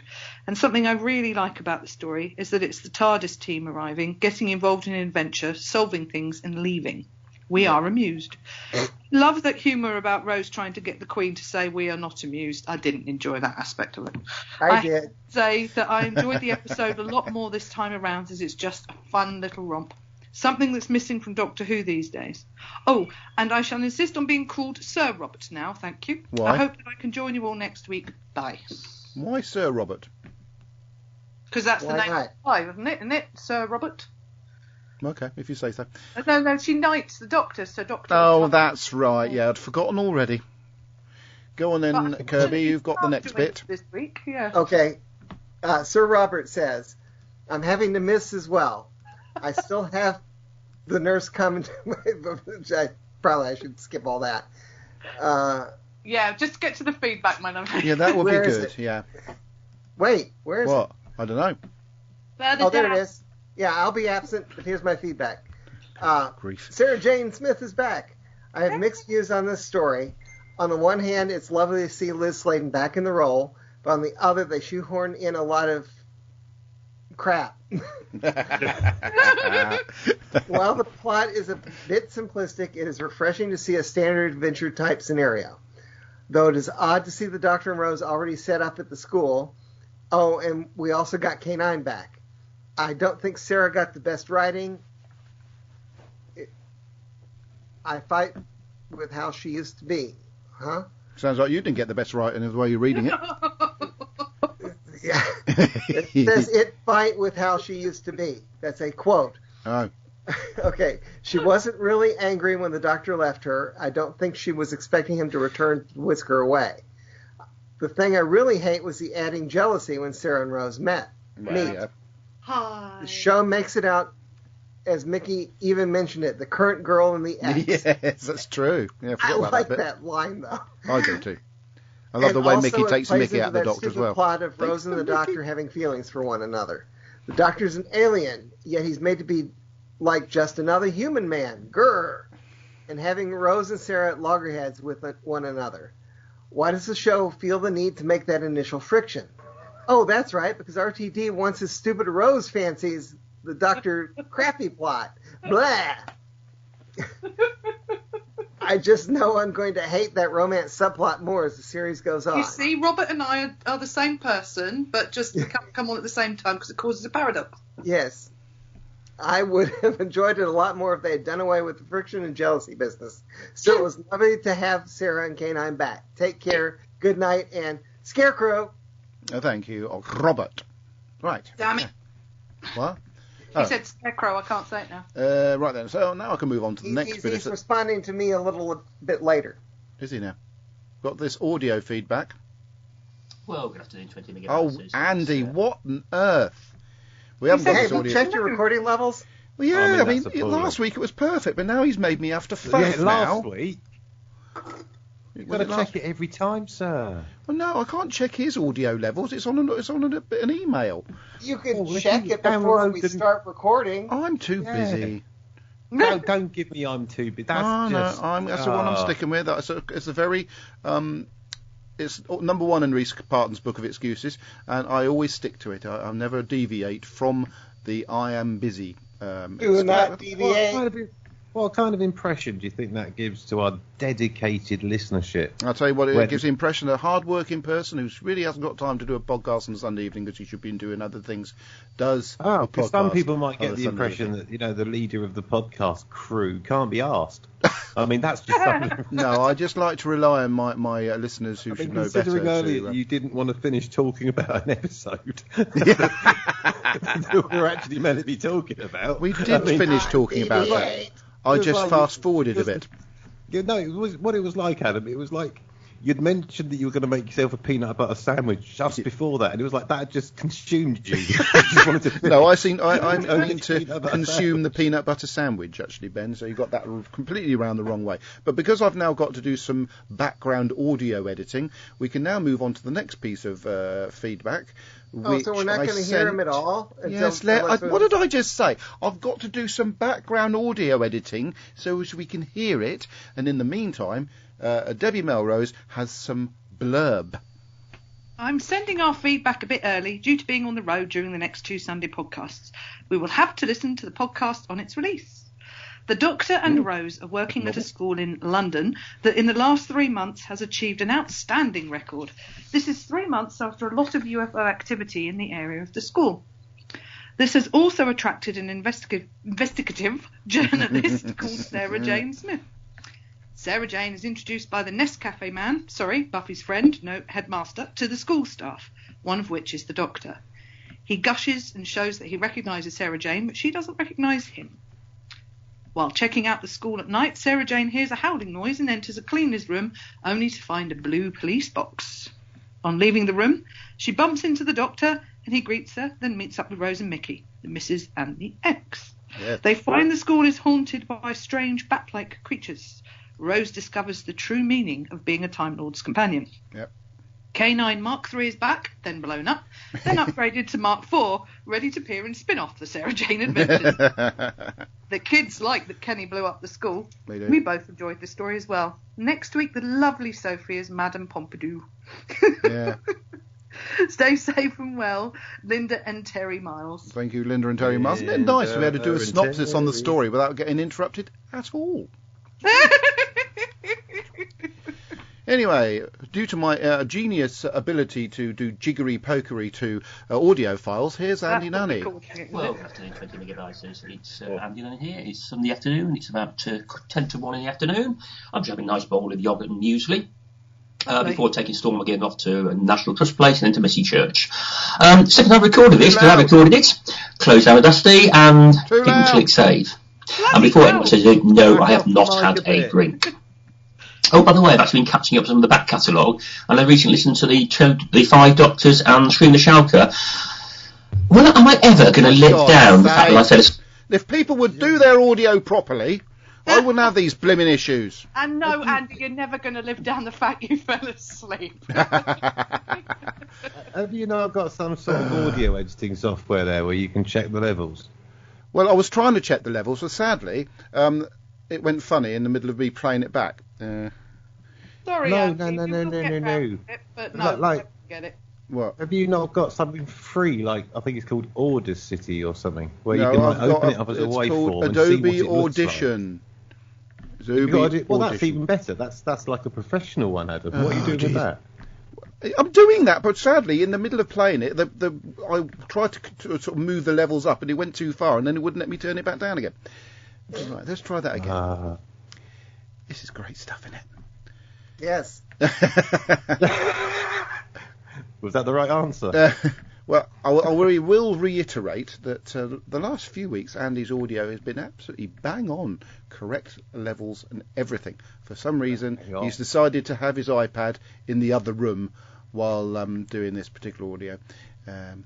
Maybe you should do a little sub thing. I've done this in the other room. You need to whack up the audio levels a bit. Right, here we go. I'm going to turn it up here without playing it. Maybe this is what I need to do. And I just turn it up there without playing it, and then play it and see what happens. Here we go.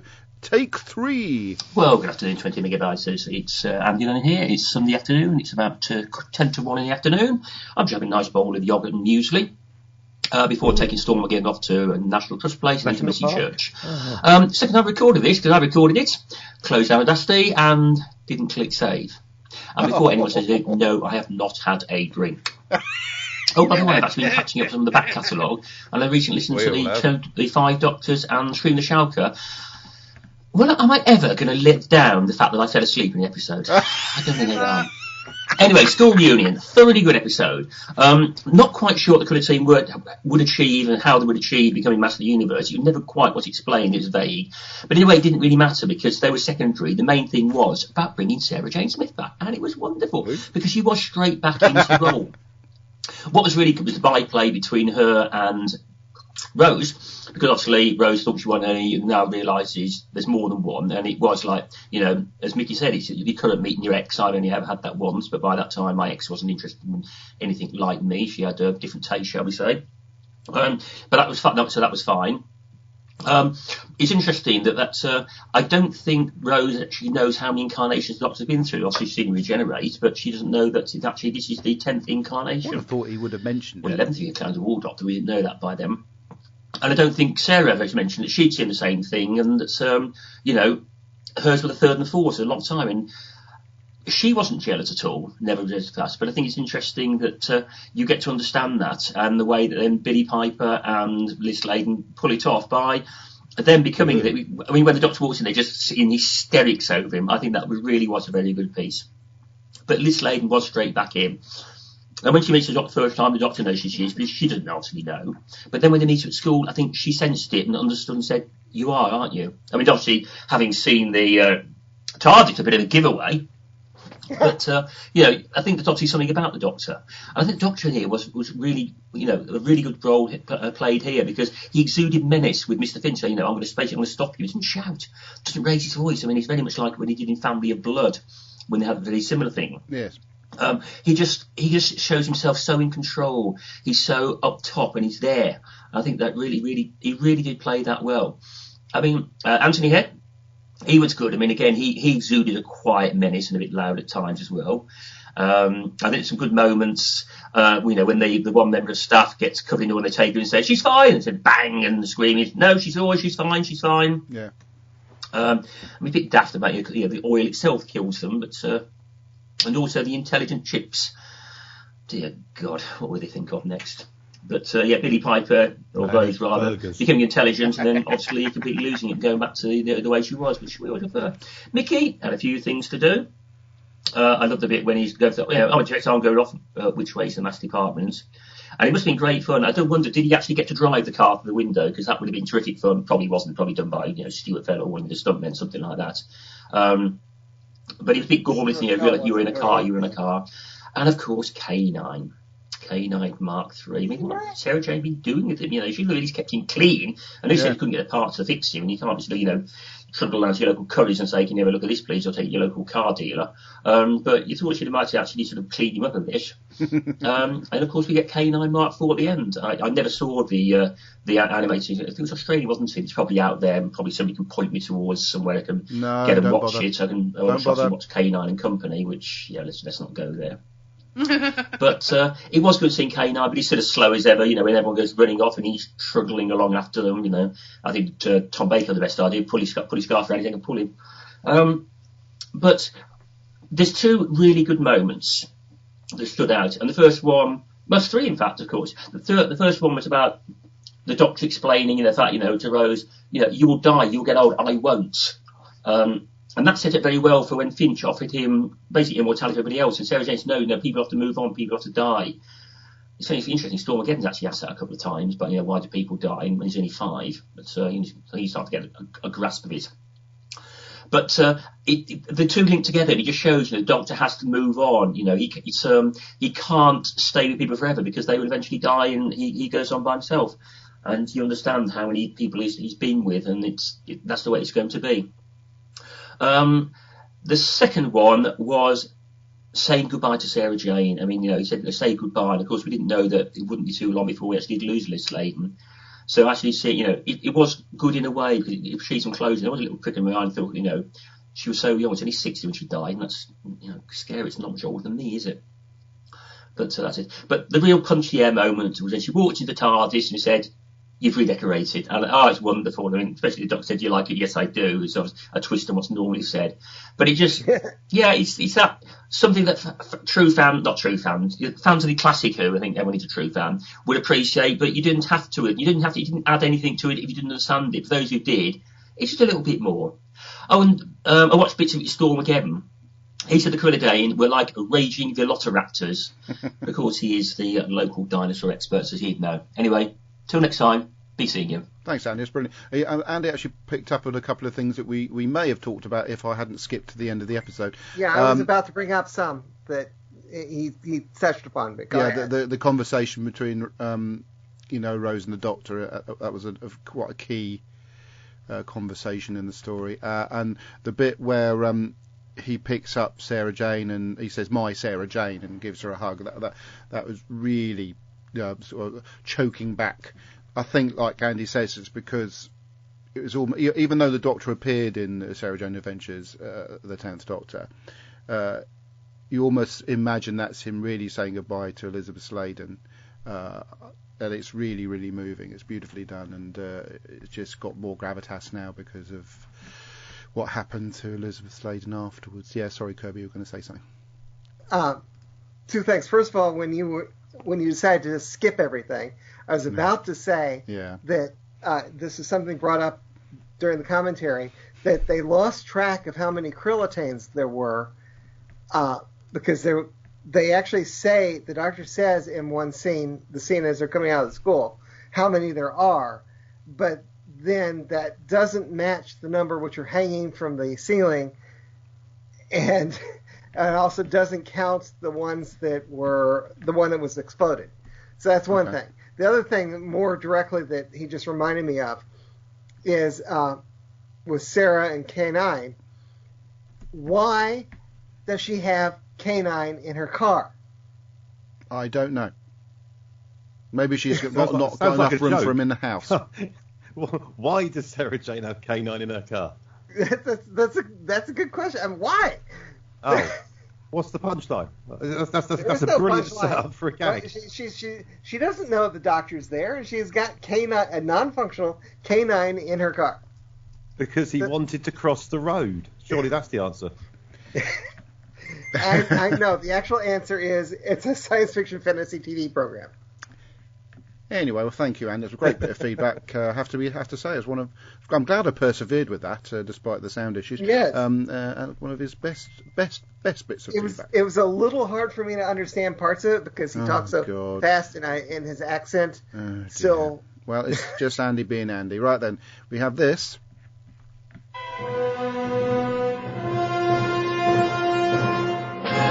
Hello, 20 Megabyte Podcast. This is Ian Kirk.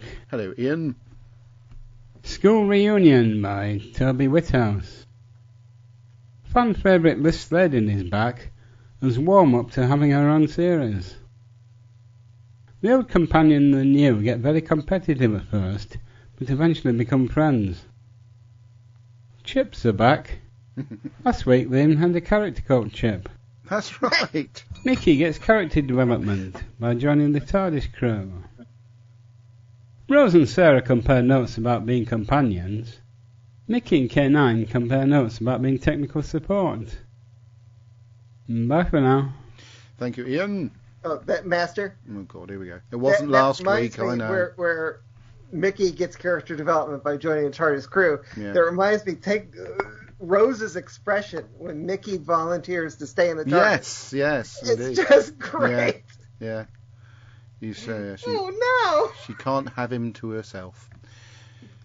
Right. There leaves us just the one last bit of blurb, and Mr. Shoveler has been digesting it as we speak.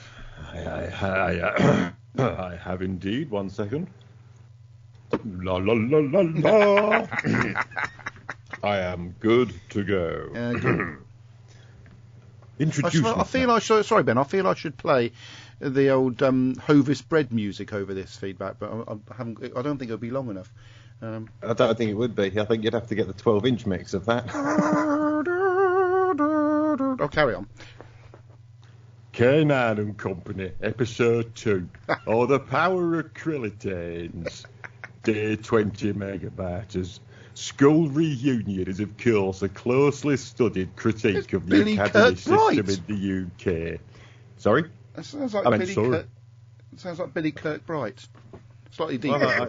Well, I was in character, darling. Oh, okay. It depicts the delivery of education being influenced by interests other than the advancement of educated and the exploitation of those being educated.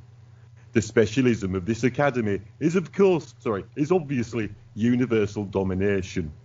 Resolving problems by exploding the school is a commentary of how difficult it can be to sort out a failing academy. Well, going off to Welsh now. I'll do Welsh if you want. It should be noted that whilst some might say that Mickey... I'll give up on the Welsh because I think I'm sliding... You suddenly went from Welsh to Manchester and now back to Indian. Yeah, I'm going a little bit too far that direction. It should be noted that whilst some might say that Mickey really is the tin dog, in fact he is way less useful than that at this point. He hasn't even got a laser in his nose. At least the only inappropriate behaviour Canine has ever exhibited is rolling into the sea. We also learn that new Canines are incredibly easy and quick to construct. Yeah. All in all, School Reunion is an excellent demonstration of how to make great use of the show's past without alienating the more recent audience. By proving this could be done may well have helped bring the show as a whole closer together. The integration of a long-departed companion serves to illuminate the Doctor's relationship with Rose, as counterpointed by Sarah's. Elizabeth Sladen's ability to slip back into the character she left behind so long ago is nothing short of remarkable. Anthony Head's performance is outstanding, and once again we see what a perfect actor we have as the Doctor in David Tennant, who raises his game and everyone else's game at every juncture. Yes. One thing to note here is the extraordinary variety of stories around this time, in which every week is a marked contrast to everything around it. Yeah. This property of Doctor Who must be a key to its long-term success, and it is seldom better in this regard than it was at this time. Absolutely. But we've said that many times. This was golden New Who. Yeah. Back to the review. This story is perhaps 10 episodes too short, as Who did not want to see Sarah Jane Smith stay in the programme until the end of the series at least. Yeah. Up next, Doctor Who and the French Concubine, or the Clockwork Courtesan's TikTok videos. Those are my Hold on. Those are my thoughts. Councillor Alan D. Butcher. Hold on. No, that is even more remarkable than you're thinking. Because he's a Labour councillor. He's the one. We found it. That's incredible. The whole country, we found the one Labour councillor who's left. Well done, Tim Cullen, by the way. You're really taking that party forward. Congratulations, Alan. Yeah, well done, about Alan. That's bloody really time, Alan. Absolutely. He's been trying to. I think since the third Doctor was around, wasn't it? I just imagine Well done, Alan Alan. wearing like a Union Jack waistcoat for some reason. Now he's a councillor. No, because that would mean he'd be What positive does that UKIP. mean? What, they're wearing a Union Jack waistcoat? yes, Kirby's questioning what a Union Jack waistcoat is, mate. Yeah, out of all of that we just talked about, that was the one thing the American didn't get. Yeah. It was a councillor. A councillor. What's this? Right, so Kirby, so we have local councils, yes, right, and obviously they have councillors in them, and they're much more lower scale, basically, than politicians and MPs. It's like a micro parliament, isn't it? Like, isn't it? Yeah. It's like a mini version of the national parliament, but it's a local thing. Okay. You know, like you've got the the MLB, and that's at the top. Underneath that, you've got like the AA and the It's kind of That's that. right. Make a sports reference that I'm going to understand. Actually, I do understand. I know nothing about sports, Kirby, I'm afraid. I mean, I could be pedantic, but that's your job. Yes. Very well done, Alan, and very well done, Richard Well Quigley, done, Alan. our We're very mutual proud friend, of you. We're very, who proud of also managed to become a Labour councillor in our neighbourhood. And to become a Labour councillor in our neighbourhood, which has been Conservative for many years, it's just because Richard is a jolly nice bloke and totally and utterly genuine. And that's I why think he one is of a my Labour friends, councillor. who you may not know, has also been elected on the Isle of Wight. Yeah, who's that then? His name is Ian. Ian, yeah. I think he got elected the other day as Is he well. a Labour councillor, did you say? Hold on, let me have a look to see. We don't normally talk politics on the show, but it's only because our friends have managed to achieve a certain status in an election. Master? What? If I can get back to Doctor Who. Oh my God! Hang on, that's got to be worth one of these.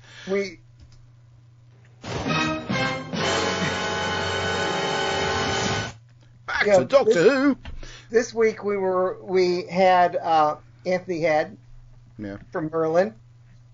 Yes. And next week we have another actress from Merlin. Who played Gwendolyn. Yes.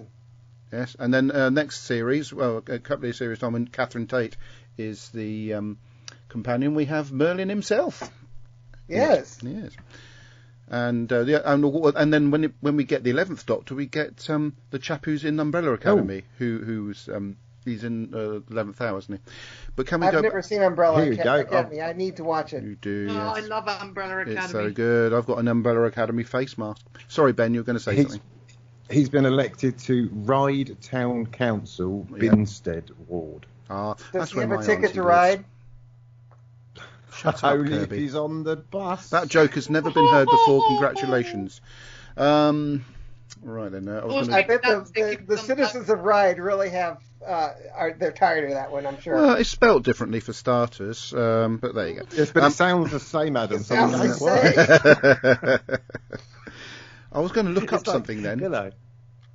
Oh, darn, I was going to look up something to do with the sponsors. Oh, Lavazzi, that's what I was going to look up, because I got an email from Lavazzi. Here it is. Who.co.uk, you say? Is it whowon.co.uk? No, Lavazzi. No, it was Lavazzi. Lavazzi.co.uk. The email says... Spangly Great Britain Union Jack waistcoat. No, if you join Lavazzi's thing where you get emails, what they call it when you get emails off people you want to get emails off. A spam list. Anyway, so the abandoned Doctor Who cartoon. Oh God, I clicked on it and it disappeared. Oh, that's annoying. Oh, it's back here. Yeah, the abandoned Doctor Who cartoon series. Before the series returned in 2005, a special Doctor Who animation was commissioned. This was meant to pave the way for a whole new season of adventures with the actor Richard E. Grant at the controls of the TARDIS. But why was it abandoned after just 6 episodes? Well, you can read why if you go to lavazzi.co.uk or actually blog.lavazzi.co.uk, where there are lots of blogs and little write-ups about various things to do with Doctor Who, along with fan fiction. But I'm not going to read all that out because I want people to go to their website and buy stuff. Right. Who1.co.uk? Is it whowon.co.uk? I'll just type it in and see. .co. It is. Funny that, isn't it? Amazing. Doctor Who Magazine 564. With friend of the show Paul McGann on the cover, featuring interviews with Harry Van Gorkum, Christopher Eccleston. Isn't he your cousin as well? He might be. I haven't managed to. It's got to be, Adam. It's got to be. It's got to be somewhere, yeah. It might be. I don't down know. The line, yeah. It could well be, but I haven't managed to find out for certain. So until I find out for certain, it's a no. Right then. So yeah, I'd say Doctor Who Magazine 564. You can buy that and get it delivered to your door in the United States of America, and you can buy it from who1.co.uk along with Planet of Dust and Other Stories, which is CD format, which I believe is Big Finish, but it looks like on the cover, which is tiny, we have several doctors in it, but it's so tiny. Oh, it says John Coleshaw. No, it's John Coleshaw. You must be related to John Coleshaw. John Leeson. I'm pretty sure. You interviewed John Leeson. I see Kirby talked over that bit, Ben. I was trying to sort of segue into your interview or interviews with John Leeson at FantasyCon. I haven't said anything for several minutes. But I know. I was about to say something about that, and Kirby did, in fact. But you have to listen to the show back to find out the point, because I would have said the word John Leeson and Ben in the background, and no one was listening anyway. Terry Malloy, Louise Jameson, friend of the show, Dan Starkey, and Jeffrey Beavers. Yes, so that's The Planet of Dust and Other Stories. That sounds quite good, doesn't it, Deborah? Yes. Yeah. So you're saying that you're not related to any of the doctors?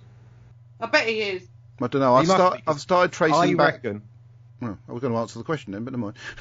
Well, because what I've done is I've done a bit of my own research, and I've found out that you are related to Patrick Troughton 53 generations ago by someone called Crispin the Fish Slapper. Well, if it was 53 generations, Ben, you'd be going back to before the birth of Christ, so it's probably gone about a little bit too far. That's absolutely right.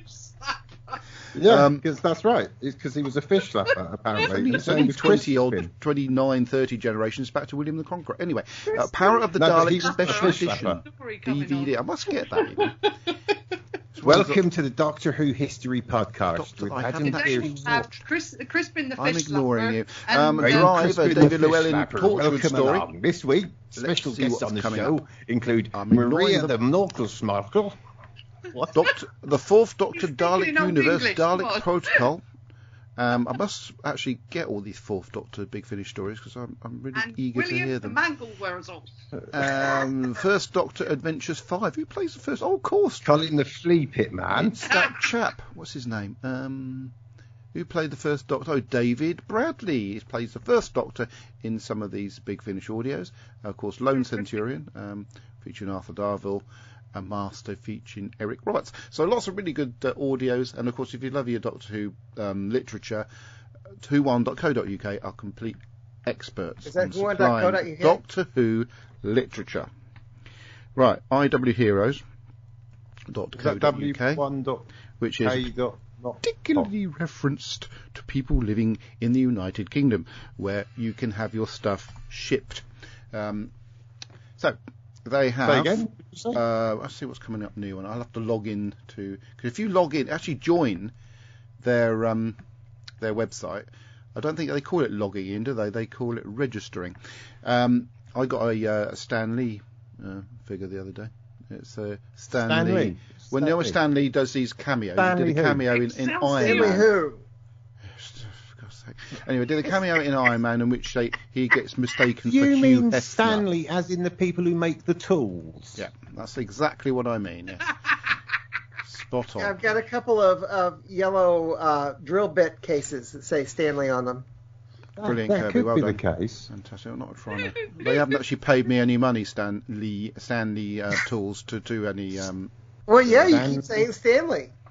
That's right, I do, because that's what I'm talking. Anyway, I can't find the Do particular. you mean link. Stanley Gibbons? No, I don't know who that is.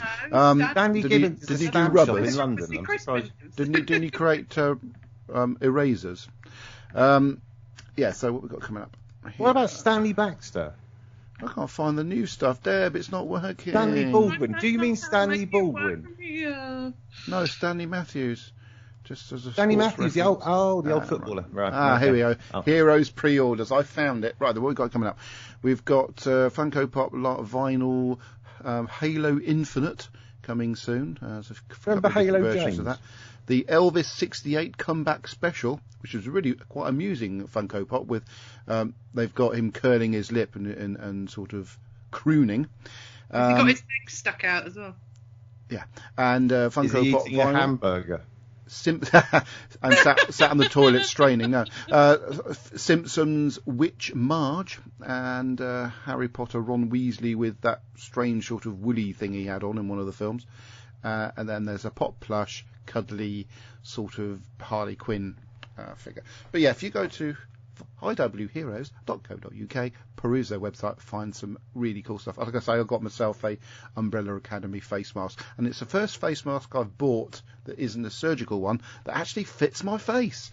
It's really good. Right then, that concludes the feature that we tried desperately hard to do for our sponsors that paid us money to actually have a podcast on the Podbean page. But thanks everybody anyway for paying us that money and not getting a suitable plug for your business. Give them a plug, man. Why don't you do like a feature on the podcast where you talk about what they do? Yeah, okay, I'll probably do that next week. Good idea. You'd probably find they'd appreciate it. Right then, next time, there was a little preview at the end of the episode, and it's the story where David Tennant meets his ex-bird, which I think at the time was his current one. So, and that is Sophia Miles, is it? Is that her name? Sophia, yeah. She reads a lot of not as good as Eve Miles. Ida's into listening to CDs about rainbow fairies, and she narrates all of them. And her voice is just, every time I hear it, I'm just thinking about Clockwork Droids. She's in a brand new production that's on one of the streaming services, and I can't remember what it's called. But Deb was watching it the other day. But, a screaming service?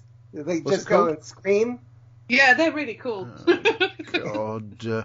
Right, so next week, I can't remember the name of the story, but I'm sure somebody pedantic will provide me with it. Girl in the Fireplace. Girl in the Fireplace, yes. Favourite New Who story, And so of I'll see course, if I can get him to say it. It's got a French king in it, Louis the something or other. And it was written by Ben's favourite showrunner. And it just so happens that the character, that Louis, is one of my distant cousins. So I just thought I'd drop that one in there. I think you're related by Francesca, the washer lady. I want to be related to Crispin. No, I'm afraid that's only... Well, actually, of course you're related to Crispin as well, because you're from the Isle of Wight. So you're related. I'm Kimmy's not sick, your sister. dear. I think I might also be related, but it's not been proven. Or Deb might be related, but it's not you, Deb. The you. one that I Deb's related to you. abide by all the rules for. She may be related to a certain Hammond that dobbed in King Charles I, so he could get carted back to London and get executed. Richard Hammond. Might have been called Richard, because I think lots of men at that time were called Richard, so it could well be, yes. And of course, those two people are related via a lovely fella back from the 14th century called Clarkson the Faster. Why are you dropping in Top Gear references? That doesn't make any sense. Because it's Hammond, Richard Hammond. I know that, but Yes, never mind. that's why we're talking about Top Gear, and you're not. It was either that or an organ. I thought I'd steer clear of organs. Anyway, right then, we were talking about peanut butter sandwiches earlier on, and I think I need to comfort Eve. Yeah, but don't ever put your organ in a peanut butter sandwich. We need chips. Because Deb's had a COVID vaccine, she can't drink anything for a couple of weeks. So What? A couple of weeks. you're not supposed to drink anything for at least 2 weeks after your COVID jab. What? Because it's recommended. Water. If you read the blurb that comes with it, it recommends you do not drink any alcohol for at least actually 3 weeks, but we sort of bent it a little bit back to 2. But yeah, she's not going to. Is somebody making silly leaflets? Because that didn't say it on ours. I said could have a glass of wine afterwards. Well, it said it on my one. I said neck a bottle of vodka. Actually, Google it, Deb. It's on Google. Everything. It's on Wikipedia. No, it's on Wikipedia, so it must be true. Now we're talking actually the side effects on the alcohol rather than the actual drugs in you. Yeah. Can I just say, especially if you're driving home, make sure you neck the whole bottle in the car park before you drive away. Because it won't take I'm sure that's what it said. Until 15 minutes. Yeah. Anyway, because as long as you live within 10 minutes drive, you'll get 15 minutes wait was for. I just wanted talking. Sorry, I just wanted. I thought I'd do my 15 minutes wait at home. I just wanted to mention about school reunion and the fact that Canine will sport back, and it's very sad for me that the person who. Oh, we're getting back to talking about Doctor Who. I can wake up. Jesus okay. Yes. Christ. The person that killed him off, John Nathan Turner, I would love to have him to be alive long enough to see this story and for RTD to essentially do a one-finger salute to him and his murdering of Canine. Yeah. Because he not only did he remove the character from the series, he did it in a very sort of a way that was quite brutal. There was no respect for the character. It was brutal savaging of Canine, basically. Yeah.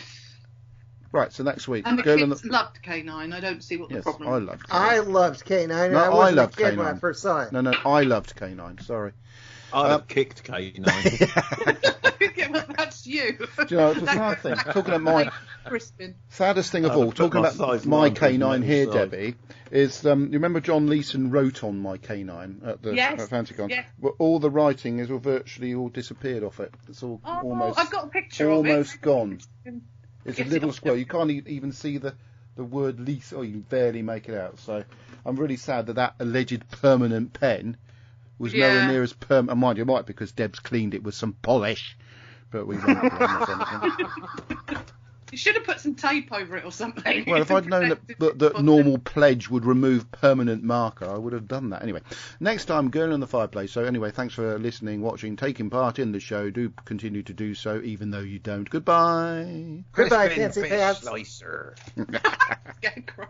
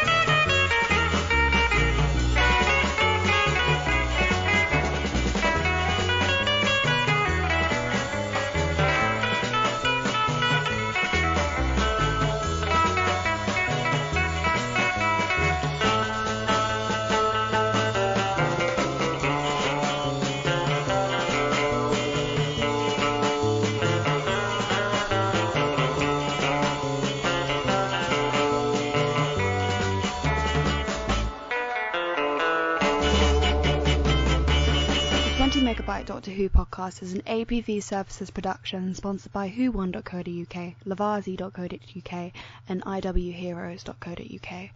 We are a proud member of the Doctor Who Podcast Alliance.